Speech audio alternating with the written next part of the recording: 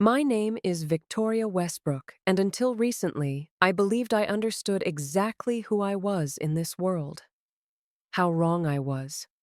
What I'm about to share with you is the story of how I discovered that family, blood, and money can create the most elaborate of deceptions, and how sometimes the greatest freedom comes from losing everything you thought mattered. My parents embodied everything about traditional family values that had calcified into something rigid and cold. They were the kind of people who spoke in measured tones about duty and legacy, while their hearts beat only for profit margins and social climbing. Their grand plan was to package me up like some priceless commodity and ship me off to marry an utterly worthless trust fund baby, all to secure massive business profits and pave a golden highway for the son they planned to conceive. When I refused their demands, they froze my credit cards and confiscated my car keys, essentially holding me prisoner in our Beverly Hills estate. They seemed convinced that cutting off all my financial resources would force me into submission. They still believed I was that compliant little girl who would bend to their every whim without question. What they didn't realize was that I already controlled the entire business empire they thought they owned. More importantly, they had no idea about the surprise I had been meticulously planning for their elaborate engagement celebration. This performance had been scripted long ago, and they were nothing more than two self-important players about to make their final, humiliating exit from my stage. The morning they announced their ultimatum, my mother Margaret slid a bowl of bird's nest soup across the mahogany dining table, her smile creating deep creases around her eyes that spoke of years of practiced manipulation. "Victoria, the Morrison boy just returned from his European tour," she announced with the kind of enthusiasm reserved for particularly lucrative business deals. "He's quite the gentleman. You two should meet properly." The soup before me was overcooked, its delicate gelatin texture ruined, floating with disturbing red threads that reminded me uncomfortably of blood. Much like our family, it appeared refined on the surface, but had rotted from within. I set down my tablet, which displayed the company's quarterly financial projections, and looked up at her with complete indifference. "I'm not interested," I stated simply. The temperature in the room seemed to drop several degrees instantly. My father, Robert, slammed his Wall Street Journal onto the coffee table with enough force to make the crystal glasses jump.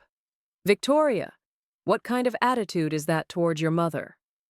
He wore his Italian custom shirt and Patek Philippe watch like armor, but they couldn't disguise the fundamental insecurity of a man who had built his fortune by marrying into wealth rather than creating it himself. Margaret quickly intervened with the skill of someone accustomed to managing family tensions.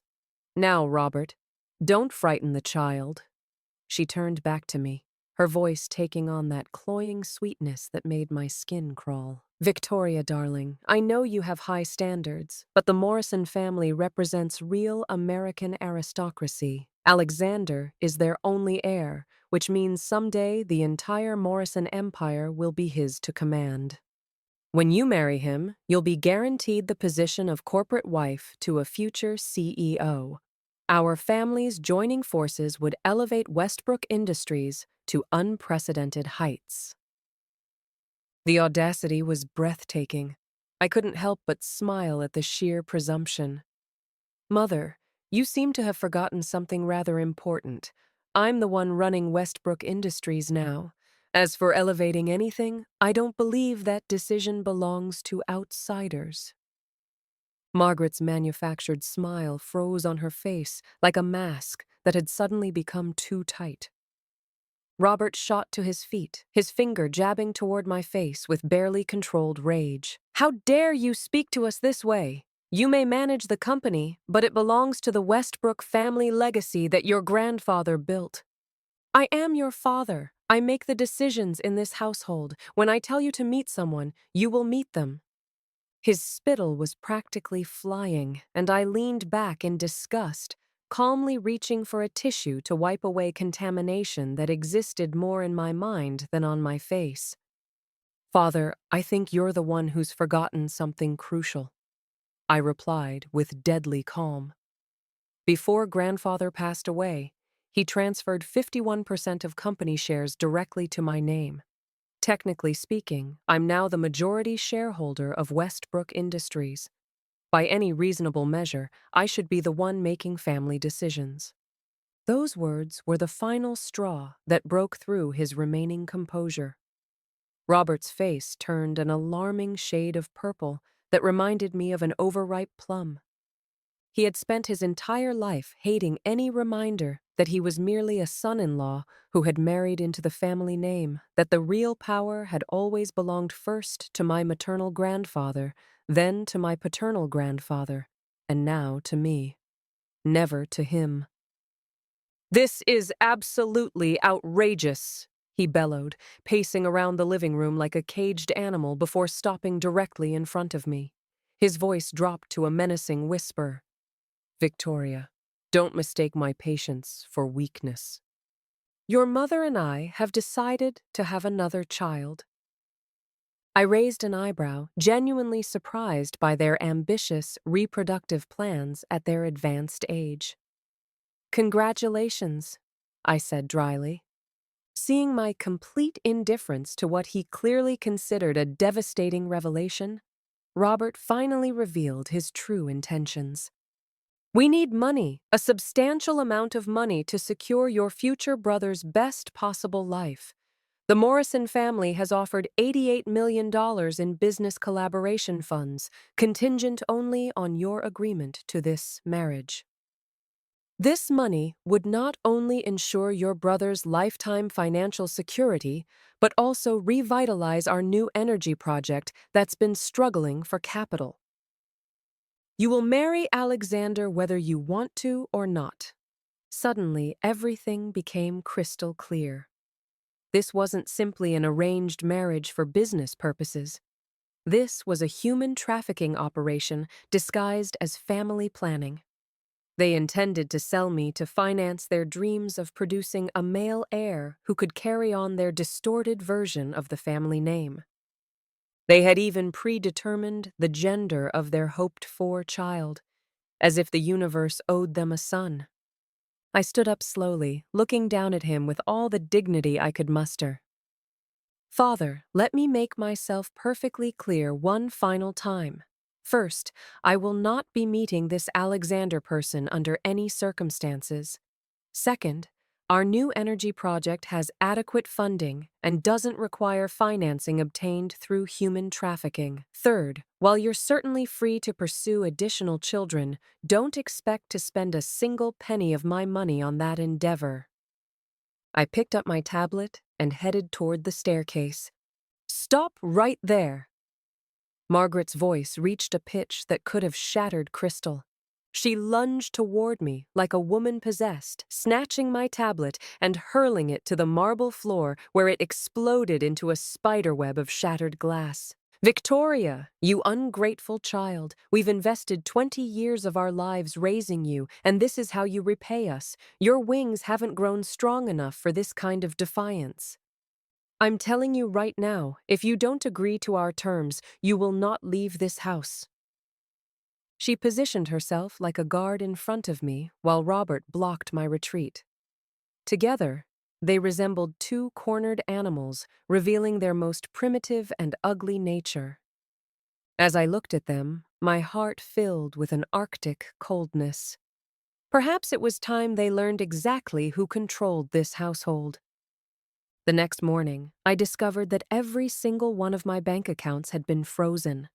My banking apps displayed nothing but rows of bright red, transaction failed notifications. The keys to all the vehicles registered in my name had mysteriously vanished.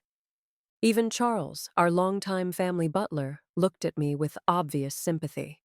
"Miss Victoria, your father and stepmother have indicated that you're experiencing some health difficulties requiring complete rest.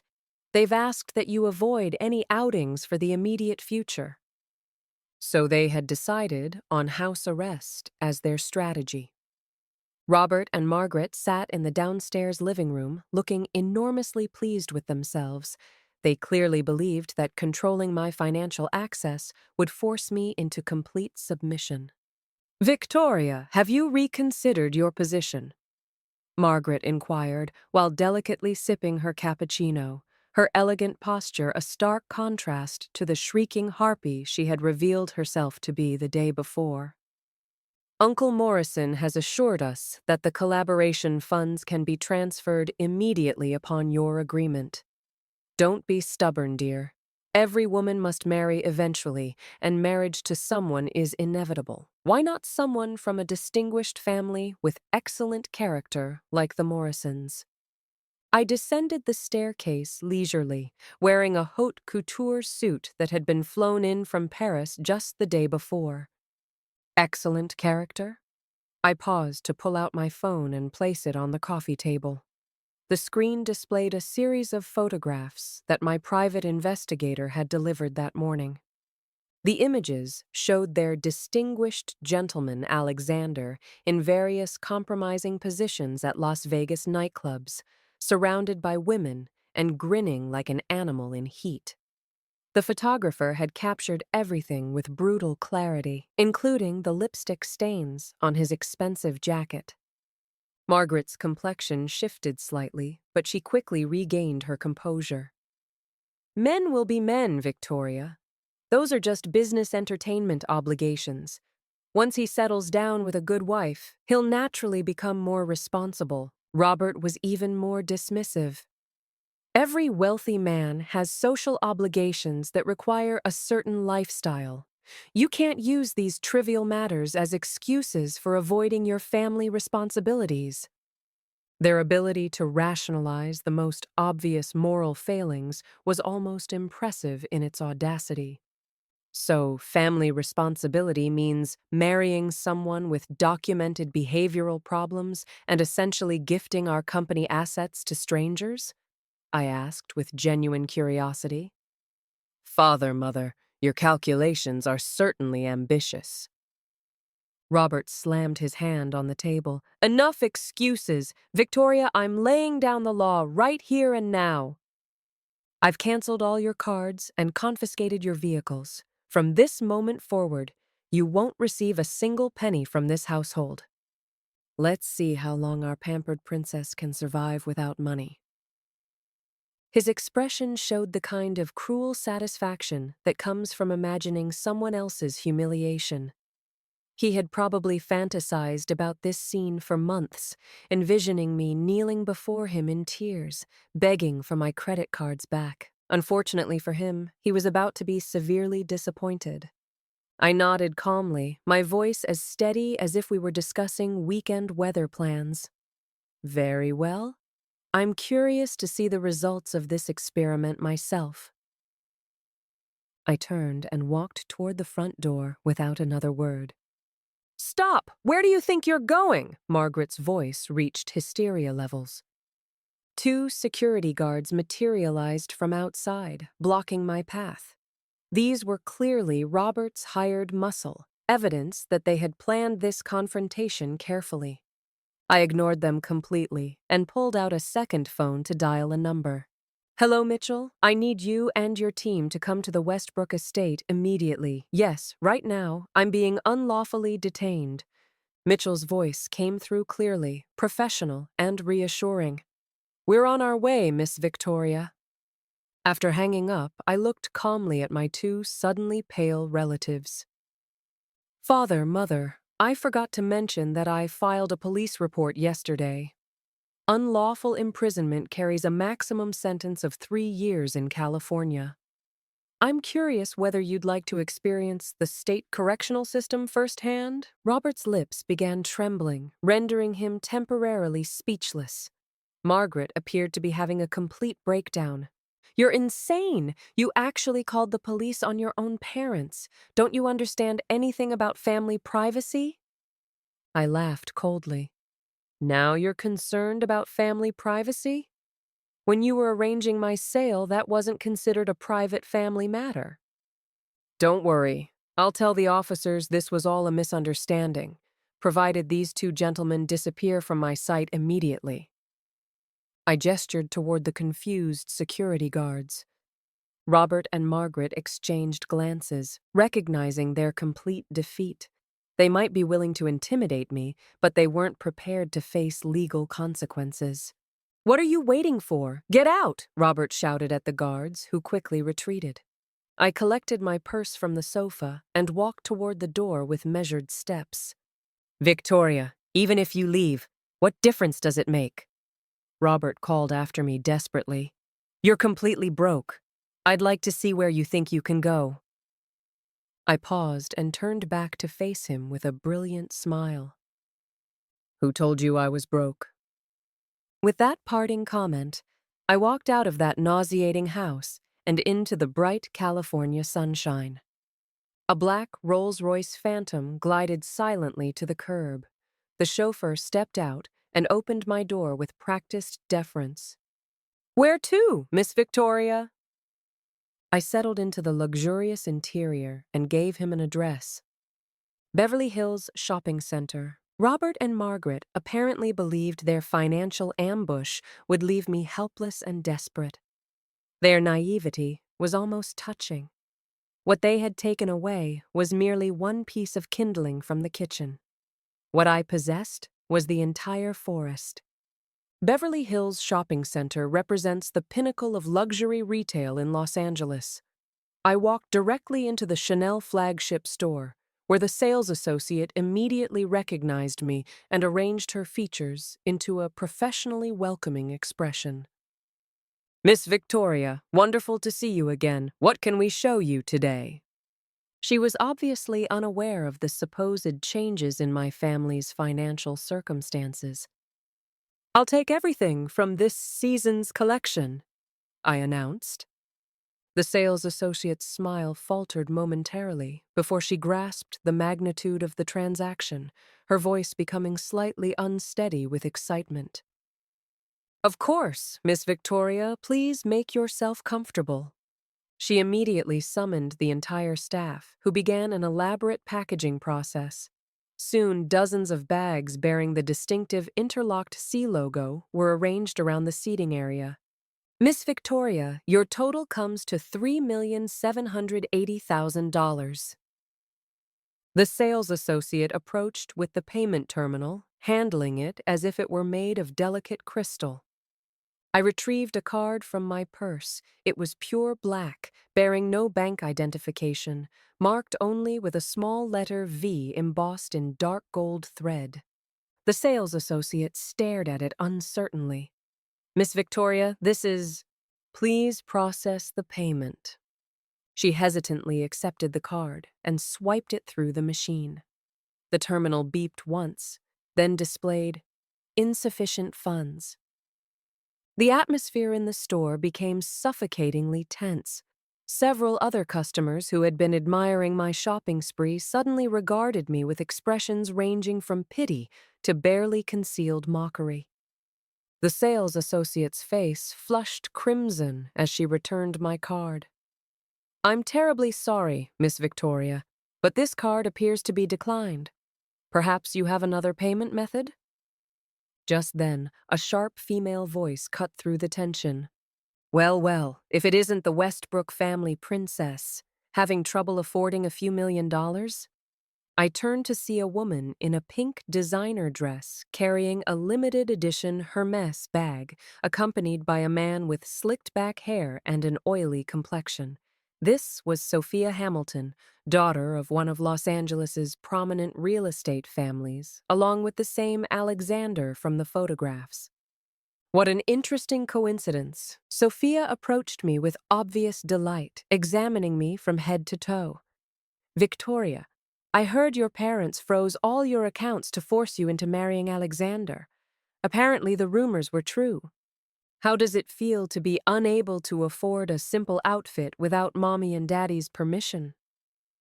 Alexander studied me with the calculating gaze of someone appraising livestock. "Miss Victoria, you really shouldn't be so stubborn. Marriage to me would guarantee you a lifetime of the finest things. you'd never want for anything. His stare made my skin crawl with disgust. I ignored both of them and handed my black card back to the sales associate. Try a different machine. The sales associate looked deeply uncomfortable. Miss Victoria, perhaps. Sophia's laughter became even more pronounced. Stop embarrassing yourself, Victoria. I just heard from my father that Westbrook Industries is practically bankrupt. Your parents are desperately seeking investors to keep the company afloat. You're nothing but an empty shell of a socialite now. Why continue this pathetic charade? Her voice carried throughout the store, attracting a growing crowd of spectators eager for entertainment at my expense. I maintained my composure and addressed the sales associate with unmistakable authority. Did you not understand my request? I said to try a different machine. My tone carried the commanding presence I had developed during 3 years of running Westbrook Industries. The sales associate felt the weight of that authority and quickly complied, retrieving a new payment terminal with trembling hands. She processed the card again. This time, the machine produced a clear, successful chime and printed out a receipt. Transaction approved. The entire store fell into stunned silence. Sophia's smug expression froze on her face like a broken mask. Alexander's eyes widened in disbelief. The sales associate stared at the receipt as if it contained some kind of miraculous revelation. I signed the receipt with a flourish and pocketed my card, then addressed the bewildered sales associate. This is a Swiss Royal Bank customized Centurion Black Gold card. It has no spending limit and connects to my personal trust fund rather than any corporate account. I trust that clarifies any confusion? The sales associate's face drained of all color as she realized the magnitude of her error in judgment. I sincerely apologize, Miss Victoria. I should have recognized I made a terrible mistake. I wasn't interested in her groveling and turned my attention to Sophia and Alexander. Now it's your turn, I said with a cold smile. Miss Hamilton, your intelligence network seems quite efficient, though apparently not entirely accurate. Westbrook Industries is financially robust, thank you. However, I understand your family's real estate project is facing some difficulties with completion. Sophia's confident demeanor crumbled. You're lying. And Alexander, I continued, my gaze becoming arctic. You want to marry me? Perhaps in your next lifetime. Actually, even then you wouldn't be worthy. Please inform your father that any collaboration between Morrison Group and Westbrook Industries is permanently terminated. From this moment forward, the Morrison family and I are enemies. I instructed the staff to deliver my purchases to my car and walked out of the store with measured dignity, leaving behind an audience of shocked spectators. They had expected to witness my humiliation. Instead, they had gotten a masterclass in real power. The performance had only just begun. When I returned to my downtown penthouse, Mitchell was waiting with a comprehensive briefing. As my grandfather's most trusted legal advisor, he had become my chief counsel after inheriting the role. Miss Victoria, everything has been handled according to your instructions. We've sent cease and desist letters to both Robert and Margaret warning against any future attempts to restrict your freedom. Additionally, our legal department has prepared termination agreements for all Morrison Group collaborations. I nodded and reviewed the documents he presented. How did they react? Mitchell adjusted his glasses with a slight smile. Your father and stepmother responded with considerable anger. They've made numerous phone calls that I've intercepted. They refuse to believe you have the authority to direct the company's legal department or unilaterally terminate the Morrison agreement. They're convinced you're bluffing. I tossed the documents onto my desk with amusement. Stupidity is an incurable condition. Let them believe whatever comforts them. What about the investigation I requested? Mitchell's expression became more serious as he produced a substantial file folder from his briefcase. Miss Victoria, we've uncovered everything. These documents detail the family trust fund that your grandfather Edward secretly established during his final year. I opened the folder to discover page after page of complex legal documents, stock transfer agreements, and asset certifications. Each page represented my grandfather's careful planning and foresight. Grandfather had been a true business genius, building Westbrook Industries from nothing into a commercial empire. However, his greatest disappointment had been his son Robert's complete inadequacy as a potential heir. Robert was mediocre in ability, narrow in vision, and possessed an unfortunate combination of high ambitions and low capabilities. Grandfather had recognized early that entrusting the company to Robert would result in complete bankruptcy within 3 years. Instead, he had groomed me from childhood as his successor, teaching me business strategy, negotiation tactics, and character assessment. When I turned 18, he brought me into the board of directors as the designated heir. This had driven Robert and Margaret into jealous fury. They had attempted numerous schemes to undermine my position, all of which grandfather had skillfully neutralized. I had always assumed that the 51% shareholding was my entire inheritance, sufficient to control the company, but requiring me to navigate the objections of my parents and other board members. Only now, reading these documents, did I understand the true scope of my grandfather's preparations. During his final year, he had executed a series of brilliant financial maneuvers to transfer virtually all of Westbrook Industries' valuable assets into a trust fund called Morning Star Foundation. This included our most profitable subsidiaries, prime real estate holdings, and even the family estate. I was the sole beneficiary of this trust, with Mitchell and his international legal team serving as administrators. The 51% shareholding had been nothing more than camouflage, a decoy to deceive my parents and everyone else, while the real assets were quietly secured elsewhere. The current Westbrook Industries was essentially an empty shell, holding only debts and underperforming investments. Without exaggeration, I could now treat the company as a personal plaything, while my parents remained completely unaware that they were living in my house, spending my money, and plotting to sell me while holding utterly worthless positions. Their shareholdings weren't worth the paper they were printed on. I slowly closed the file folder, my emotions a complex mixture of gratitude toward my grandfather and absolute confidence in my future. Thank you, Mitchell. I appreciate your discretion in protecting this secret all these years. Mitchell bowed slightly. It was my honor, Miss Victoria. Mr. Edward instructed me to deliver these documents only in extreme circumstances. He wanted you to earn control of the family business through your own abilities. But if your parents' behavior became intolerable, you should feel no obligation to show mercy. I understood completely. This had been my grandfather's final test and his ultimate insurance policy. The test was now complete. It was time to deploy my true power. I walked to the massive floor-to-ceiling windows overlooking the glittering lights of Los Angeles, spread out like a galaxy below. Mitchell, please instruct the Trust Foundation to suspend all financial support for Robert and Margaret immediately. This includes their credit cards, living expenses, and all property maintenance costs for the estate. Mitchell nodded without surprise. Certainly, Miss Victoria. Also, arrange for the Foundation to acquire all publicly traded Westbrook Industries shares. I want complete 100% ownership of the company as quickly as possible. I want that boardroom to become my private meeting space.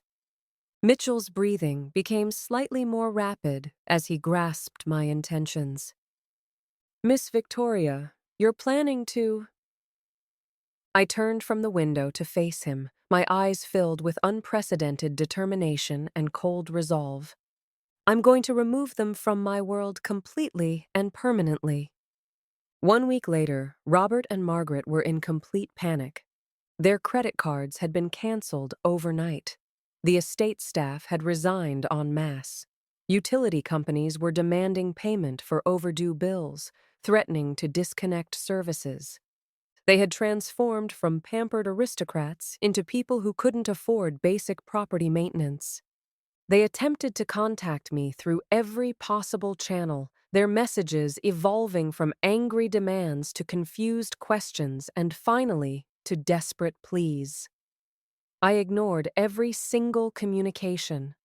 When they tried to visit the company offices, security barred them from entering, explaining that their board positions had been suspended due to the acquisition of their shares by an overseas foundation. In desperation, they accepted assistance from the Morrison family.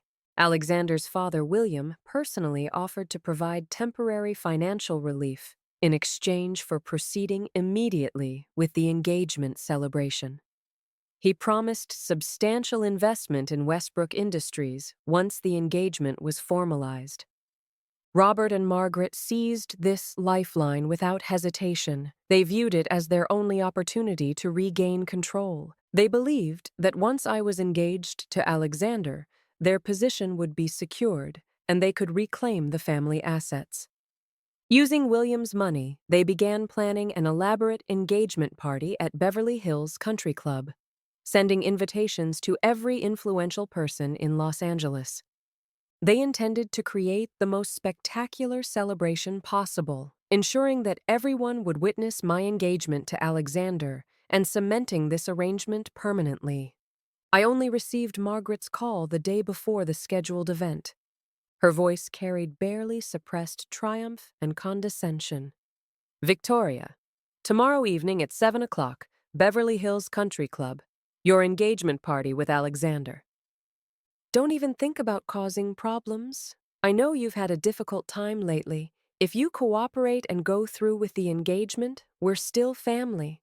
Your father and I can overlook past disagreements and restore your credit cards." I listened to her speech with genuine amusement. Even at this point, they still believed they held some kind of leverage over me. "Certainly," I agreed without hesitation. Margaret was obviously surprised by my compliance, but quickly became ecstatic. "You agree? Wonderful. Victoria, I knew you'd eventually see reason. Remember to dress appropriately tomorrow. Don't embarrass the Westbrook family name." After hanging up, I studied my reflection in the mirror. I was wearing an elegant black silk gown, my makeup flawless, my expression sharp and focused. I looked like a queen preparing for battle. Embarrass the family? They needn't worry. Tomorrow's engagement party would indeed become one of Los Angeles's most memorable social events in decades. However, the embarrassment wouldn't be mine. The following evening, I arrived punctually at Beverly Hills Country Club. The ballroom had been decorated with magnificent crystal chandeliers, champagne flowing freely, and elegantly dressed guests filling the space. Robert and Margaret stood at the entrance greeting arrivals, glowing with satisfaction as if they were the evening's true stars. When Margaret saw me, she immediately approached with false warmth, attempting to link arms with me. I smoothly avoided her touch. "Victoria, you finally made it. Alexander and his parents are waiting inside." She lowered her voice to deliver a warning hiss. "I'm telling you, Victoria, tonight's guests represent the cream of Los Angeles society. Don't you dare try anything disruptive. If you sabotage this engagement party, I'll never forgive you." I looked at her with a gentle smile. "Mother, please don't worry. Tonight I guarantee you'll get exactly what you deserve." Without acknowledging her further, I walked directly into the ballroom. All eyes immediately focused on me, with expressions ranging from admiration to curiosity to barely concealed anticipation of drama. Alexander approached like an eager puppy carrying a glass of wine. "Victoria, you look absolutely stunning tonight." He attempted to take my hand, but my icy stare froze him in place. Undeterred, he continued with a patronizing smile. "Don't be angry anymore. I know you've had some difficulties lately. Once we're engaged, my father will invest in Westbrook Industries, and your parents won't give you any more trouble." He spoke as if he were my savior, solving all my problems through his magnanimous generosity. Looking at him, I felt overwhelmed with pity. Here was a man living in complete delusion, utterly convinced of his own importance. At 8 o'clock, the engagement ceremony officially began. The master of ceremonies delivered enthusiastic opening remarks, while Robert and William took the stage as the proud fathers of the bride and groom. Robert took the microphone, cleared his throat, and spoke in booming tones. "Ladies and gentlemen, distinguished guests, good evening. Tonight we celebrate the engagement of my daughter Victoria to Alexander Morrison. Thank you all for joining us during your busy schedules." After delivering the standard ceremonial speech, he shifted to his true purpose. My daughter Victoria, though young, already serves as acting president of Westbrook Industries. To demonstrate our family's commitment to this union and to ensure the best possible future for both companies, I have decided to present Victoria's 51% shareholding in Westbrook Industries as her dowry to Alexander. The announcement created immediate pandemonium throughout the ballroom. Such an enormous gesture shocked everyone present. 51% ownership meant essentially gifting the entire company to the Morrison family. William and Alexander were obviously delighted by this unexpected windfall. Robert basked in the attention, using this dramatic gesture to eliminate any possibility of my escape. By making this commitment publicly before Los Angeles's elite, he intended to make the arrangement absolutely irreversible. He turned to me with a triumphant smile. "Victoria, please join us on stage. It's time for you and Alexander to exchange engagement rings." Every eye in the room focused on me expectantly, waiting for me to climb those steps, accept that ring, and complete this ridiculous transaction. I stood slowly, smoothing my dress, and walked deliberately toward the stage under everyone's scrutiny. This was my moment to transform their carefully planned celebration into my personal battlefield. I walked onto the stage and accepted the microphone from the master of ceremonies. Camera flashes exploded around me like lightning. Below, Robert and Margaret watched me with threatening expressions that promised dire consequences if I deviated from their script. Alexander gazed at me with infatuated admiration, extending his hand in anticipation. I completely ignored him. Walking to center stage, I surveyed the sea of faces below and smiled. "Thank you all for attending my engagement celebration." I emphasized the words with deliberate irony. "My father Robert has just made a fascinating announcement. He claims he intends to present my 51% shareholding in Westbrook Industries to Alexander as my wedding dowry. Such generosity is truly touching." Polite laughter rippled through the audience. Robert's face showed satisfied approval. Believing I had capitulated, my tone suddenly turned glacial. "However, I have one small question." I directed my gaze straight at him like a laser beam. "Father, could you please explain where these shares actually come from?" Robert looked confused. "What do you mean where they come from? They're registered in your name. Your grandfather left them to you." "Exactly right," I nodded. "Grandfather did transfer those shares to me. But have you forgotten that 3 days ago, I sold my entire Westbrook Industries shareholding to an overseas trust fund called Morning Star Foundation at market value? All ownership transfer procedures were completed yesterday afternoon at the Securities and Exchange Commission, which means—" I looked at him steadily, speaking with deliberate precision. I currently don't own a single share of Westbrook Industries stock.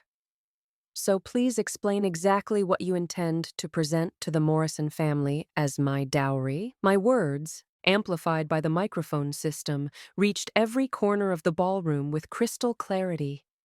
The entire room fell into deathly silence. Robert's face turned ashen. You're lying. That's impossible. When did you sell the shares? I would have known.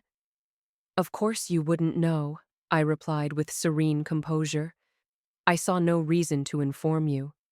No, this is absolutely fabricated to avoid the marriage.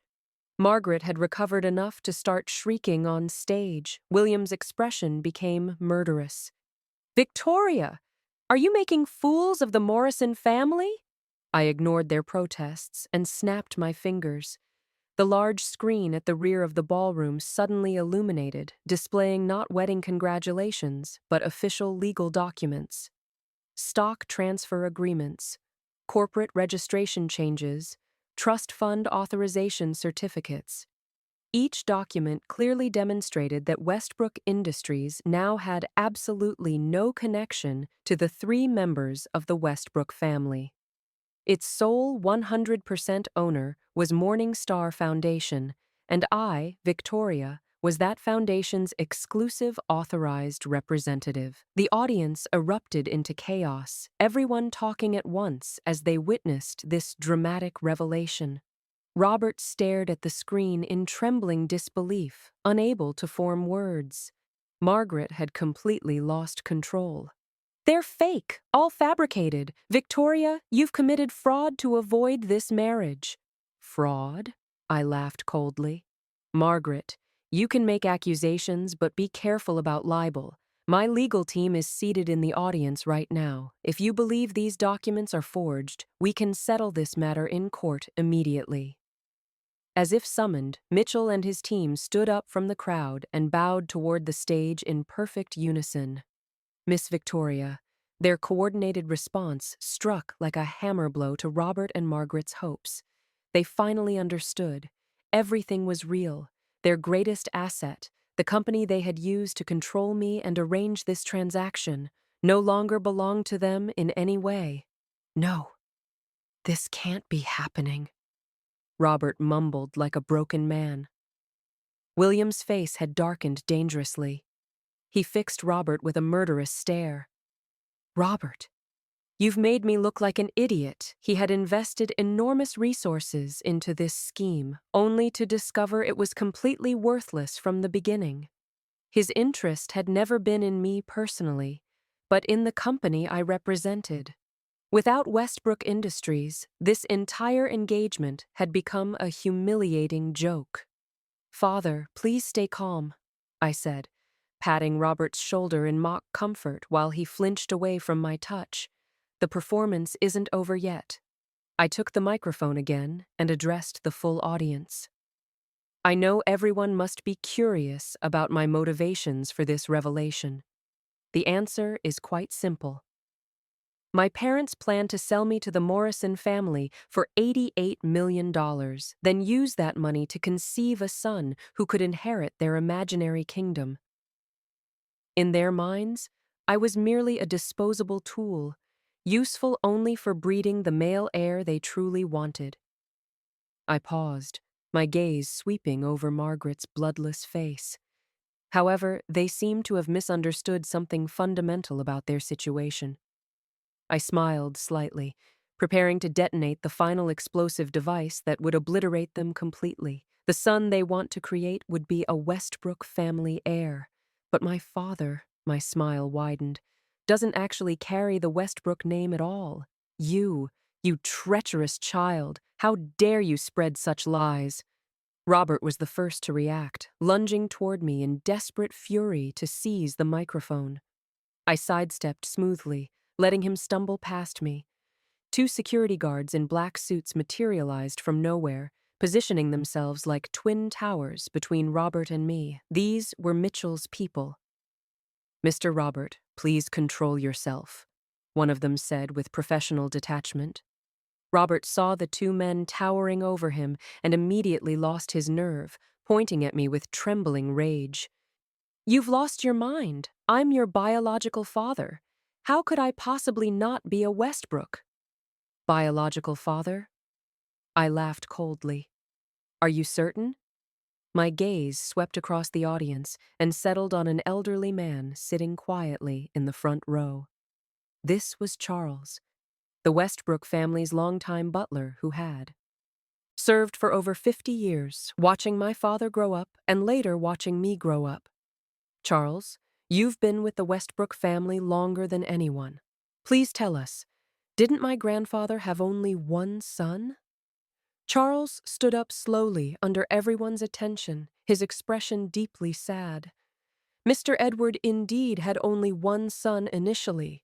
However, that child died in infancy during Robert's second year of life. Mrs. Westbrook suffered a complete breakdown from grief, and to stabilize her mental condition, Mr. Edward arranged to adopt a child from an orphanage. That adopted child is the current Robert. Charles's words struck the audience like bullets, each sentence creating devastating impact.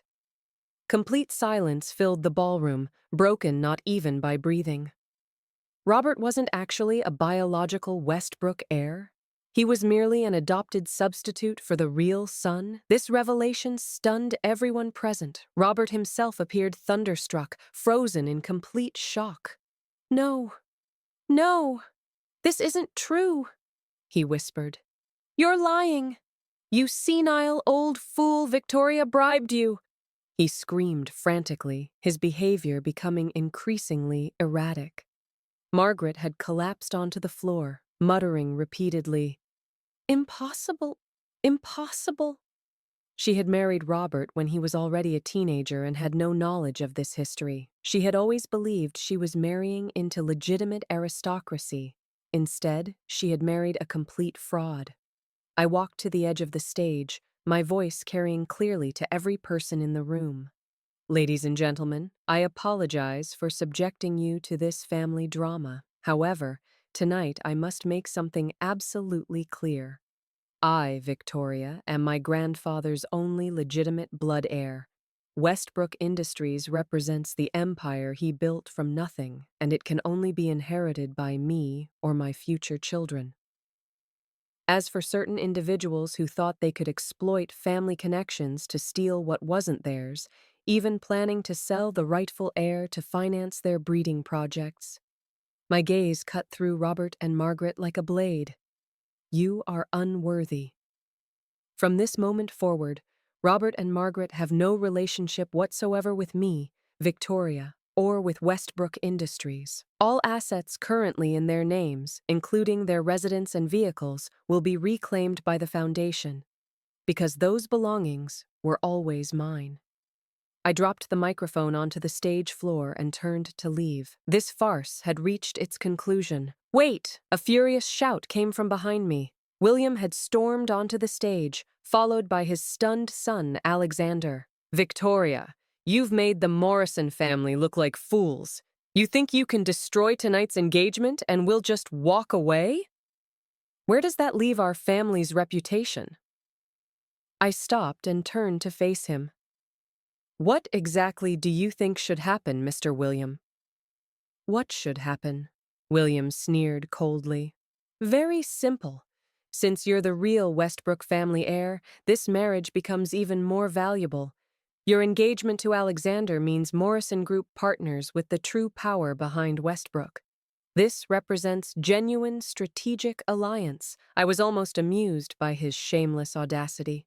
Even at this point, he was still pursuing the marriage arrangement. "Mr. William, perhaps your hearing needs attention. Did you miss my earlier statement? I said the Morrison family and I are now enemies." William's expression darkened ominously. "Victoria, don't mistake my patience for weakness. You think one young woman can manage such a massive business empire? Don't assume that regaining your company guarantees success. The business world is warfare, and without Morrison Group support, I guarantee Westbrook won't survive 3 months." This was naked intimidation. The audience watched with keen interest. Indeed, while Westbrook Industries remained substantial, It had declined significantly under Robert's management in recent years. Morrison Group, by contrast, was currently thriving. If William genuinely intended to destroy Westbrook, my position as the new queen might become very precarious indeed. Everyone expected me to compromise or at least attempt diplomatic damage control. Unfortunately, they had misjudged me completely. I looked at William and slowly raised my phone. Mr. William, perhaps you should focus on your own concerns. I just accidentally sent some information to FBI agent Johnson. Something about that Nevada land deal Morrison Group secured a few years ago? William's pupils contracted sharply. That Nevada project represented the most shameful chapter in William's rise to power. He had used questionable methods to steal the opportunity from legitimate competitors. The deal had been conducted in absolute secrecy, representing his most dangerous vulnerability.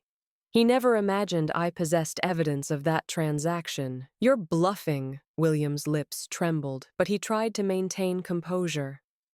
I don't know what you're talking about. Really? I turned my phone screen toward him, displaying my conversation with Agent Johnson. The most recent file I had sent was clearly labeled Report on Alleged Morrison Group Bribery in Nevada Project Bidding. Agent Johnson found the material quite interesting. He mentioned forming a special investigation team immediately. Mr. William, how do you think Morrison Group stock will perform when this information becomes public? How many consecutive trading day limits will you hit? And how many years might you personally spend in federal prison? My voice was quiet, but each word hammered into William's consciousness. Sweat beaded on his forehead. He understood I wasn't bluffing. Anyone who could make these revelations at such a public venue, in front of so many witnesses, definitely possessed evidence capable of destroying him completely. What do you want? He finally cracked, his voice carrying tremors of fear and desperation. Nothing complicated, I replied, pocketing my phone with indifference.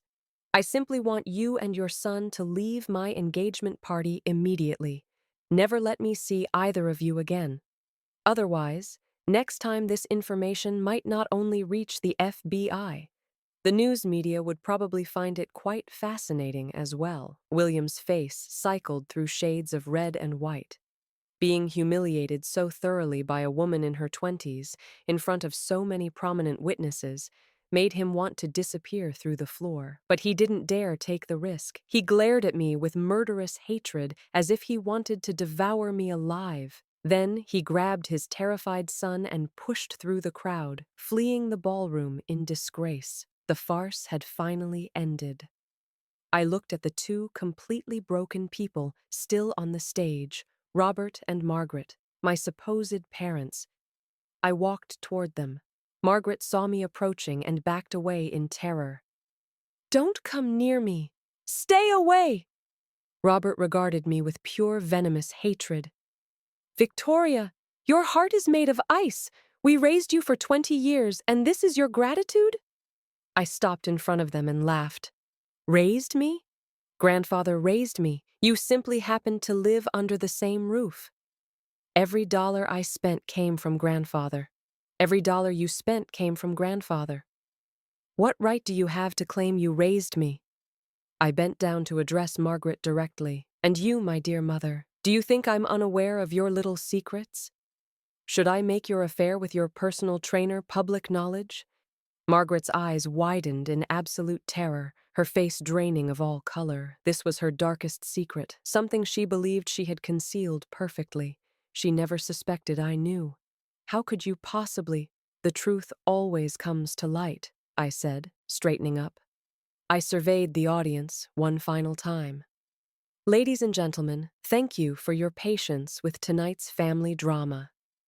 I now formally announce, in my capacity as sole director of Westbrook Industries and Morning Star Foundation, that Robert and Margaret are completely severed from all relationships with me, Victoria.